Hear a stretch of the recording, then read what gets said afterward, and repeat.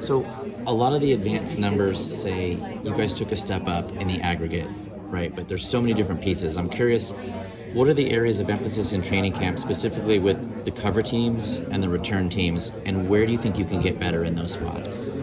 That's a great question. I mean, you always, the traditional answer is we can always get better at everything, but just kind of break it down on each unit. Obviously, having the best punter in the country last year, we're looking to, that's a key piece that we're replacing this year. And then, you lose a couple guys that are big in coverage there, so there's a lot of spots to replace in some of these coverage units. And then, you look at what we did kickoff-wise last year, the numbers don't really say how good we were. They actually say we weren't very good, but, we only had to cover 10 kicks last year, 13 kicks or something like that last year because our guy kicked touchbacks every time. So, we got to get some drill work going on that to kind of hone in on some of the coverage techniques and things that we'll do on both of those units. Makai brought some juice to the return world last year when we subbed him in there about after a couple games, and so him coming back, and we have a good scheme, good plan working for him, and our punt return world, it's kind of similar schemes, similar guys out there. Our depth across the board, in my opinion, is a lot better. So it'll be some good position battles across the board on all phases of special teams, trying to get on the depth chart, and then at the same time, when you look at the 85 or 75 travel spots, some of those spots will come down to some special teams players, and the battles that some of these young guys will be in that we've added, and some of the transfers that will be in to try to crack the depth charts on those units. We're excited about what they're going to bring to the table, and hopefully just with the depth and the transfers that we brought in, you think that would make us better with some experience and all that on all the special teams. So when you have a guy like Makai, you have such a great first answer. Yeah. Who are the non-Makai contenders that you expect to look at? There's a lot. A couple of guys that got here in the spring. Some of these new freshmen, I'm sure you guys have all done your homework on them. You can go watch some high school tape of James Johnson, Alex Graham, D. Riddick, all these guys that have multiple returns for touchdowns at a high school level.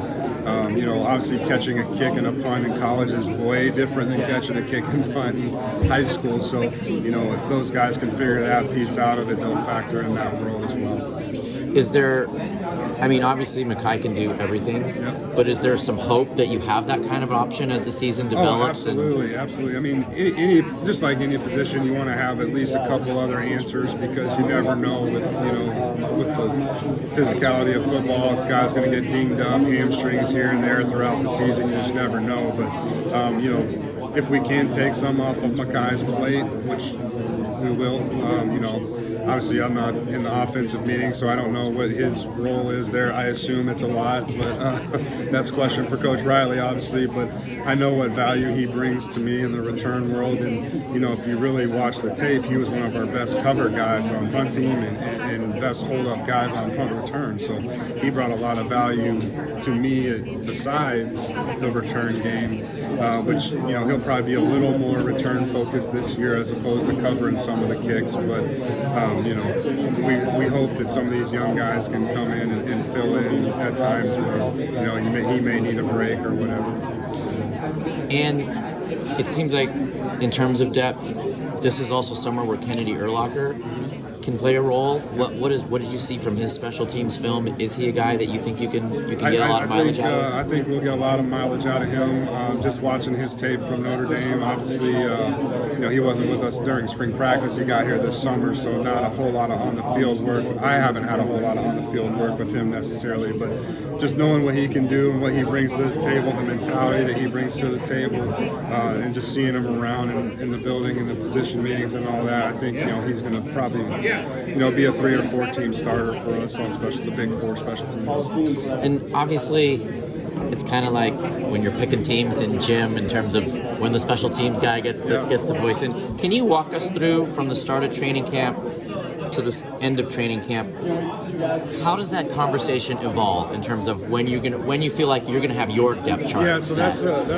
that's a pretty loaded question, but it's when I created my depth chart to start fall camp, I put my favorite people on the top, no matter what position they play, offensively or defensively. Don't care, doesn't matter. I don't know where they are on the depth chart, defensively, offensively. I just put my favorite people on there. And then as we kind of get going through camp, obviously through some staff meetings and stuff, as it narrows down to who's starting offensively or defensively, I typically kind of have one general rule of thumb. I will break it time to time, but if you're a starter on offense or defense, you are on two special teams. If you're a guy that splits time, maybe, if we have a guy that they both play 50-50 at one position, then I don't really have any parameters of how much I play a guy on special teams versus, because obviously if we have, our starting corner and he plays 90% of the snaps, I'm not going to run him down on 10 kickoffs a game, And so there's strategic places that you play him on the special teams in a scenario like that. Maybe he's on, just punt team where, in Coach Riley's offense, you traditionally punt about 2 times a game. So that's 2 snaps he's playing on special teams. So it just kind of base it off of that as we get going throughout. And then, I'll have my core guys. I'll have, probably 12 guys that are core special teamers that are starting on 2 or more that maybe only played 20-30% of snaps on offense or defense. And I won't hold back on how much I play those guys. It's really the starters that are, 70% snaps of offense and defense or higher that I really keep an eye on how much they're doing for me. And then at the same time, what unit they're on. Again, like if we're having to cover a lot more kickoffs this year, if we're not hitting as many touchbacks, I don't want to put a guy that's playing a ton of offense and defensive snaps and have him do a 60-yard sprint 8, 9, 10 times a game. And so, if we're hitting a lot of touchbacks like we were last year, you could put anybody on kickoff because you're not covering that many. So that's kind of how I see it, and the percentage based. With all this technology we have nowadays with the little tracker things they wear and their exertion points of all they're doing, that factors in as well. We're tracking these guys, in game at practice, how much they're doing, all those things. And so we kind of try to take care of that to prevent injuries, number one, but at the same time, so you don't get certain guys that have just played 75 snaps of offense and all of a sudden they played 35 snaps of a special teams in a game, and now you've crushed a kid, as opposed to being able to take care of them, on certain units. So I know that was a long answer, but that's kind of how I do it. And obviously that's, if Coach Riley comes and knocks on my door and says take him off, I take him off. That's also a piece of it. Obviously he has the final say, but we do have meetings about this every week during camp, and then usually early in the week if as the season goes on, hey, this guy's gonna be playing more in this personnel this week because this is what the game plan is, vice versa defensively, and so we'll pull back on some of those guys as we get through the season. And break down the kicking competition just in terms of the timeline and the contenders, because you're going to have new faces pretty much everywhere, right? Yeah, my only returning guy is Hank Pepper, which to me is the best snapper in the country. What he did last year, making tackles, recovering some fumbles, is unlike any other snapper I've ever had in my career. I would put him up against any snapper in the country. He's going to have an NFL opportunity, in my opinion, from what he brings to the table after the snap, not even counting just the snap. But so he's definitely the full-time starter there with no real, got a couple backups for him. I was kind of joking with the guys, some of the guys on staff, that one of the biggest position battles on our team is the backup snapper. Anyways, just the kicking and punting battles will be a strong one across the board. Caden Chinden, the transfer from UNLV, he'll be in the kicking battle with Ryan Sierri, and then punting-wise, it's Sam Johnson and Ryan Sierri as well in the punting battle. And I got Ray Sanchez as well. We'll factor in a little bit in the punting battle, see what he can do. Then a new freshman that I took, Will Weisberg. He's kind of a combo guy, but probably lean to more giving him some kicking reps. So really, it's kind of wide open. I'm not one of those people that's, if you're the kicker, you're the kickoff guy.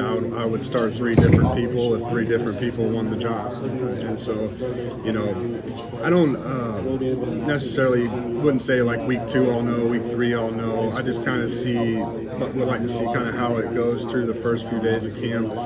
I never kick the guys back-to-back days, so it's one guy one day, one guy the next day. So it's usually not a head-to-head battle daily, just so I can save their legs a little bit. So because I try to obviously not kick a guy back-to-back days. Kind of similar to like baseball pitching. Sure. You know, you don't want to just crush a kid and have him kick 4 days in a row without an off day. So they'll rotate days, and then Ryan's the guy I got to be the most careful with because he's going to factor in all of it because he's the guy that's talented enough to do everything. Because he can punt, he can kick off. So, you know, his leg is the one I'll have to manage the most as we go through camp here. But the other guys are a little easier since they're just one phase. And how plausible is it that the competition might spill into the first couple games?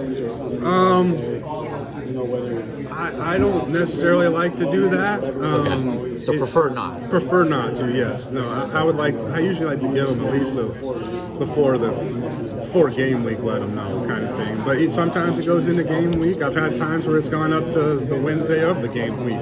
I've also had times where I told them 2 weeks before the game. And then, you know, there's other times where, you know, if it's close, sometimes you pick the wrong guy, and then it may change week 3. You know, that happened a couple of years back for me, where I changed kickers after like week 3, and the other guy that I didn't pick went 19 for 19 the rest of the year. So, you know, I picked wrong that year. But you know, in kicking and punting, it's very it's numbers based. I mean, it's the ball goes in or it doesn't. You know, it's very subjective. There is a little bit of a feel for it, but there's not as much of a feel as like a quarterback or a running back or whatever. I mean, it's you're either one guy's 95%, the other guy's 75%. I mean, it's pretty. Yeah. One guy's averaging 48 yards, the other guy's averaging 35. It's pretty subjective. You know, the numbers usually make the decision for you. Sometimes it's close, and if it's close, then there's certain scenarios that we do during camp that factor in. All right, when we do an overtime period, does he make the pressure kick? If it's a end of game or 2-minute scenarios that we do in practice, how does he handle those situations? When you got to do a run on field goal and you don't get to take your steps, how do they handle those situations? So I mean, that can lead to making some decisions when it's not based off of the percentage. But if the percentages are so far apart, then the decision kind of makes itself.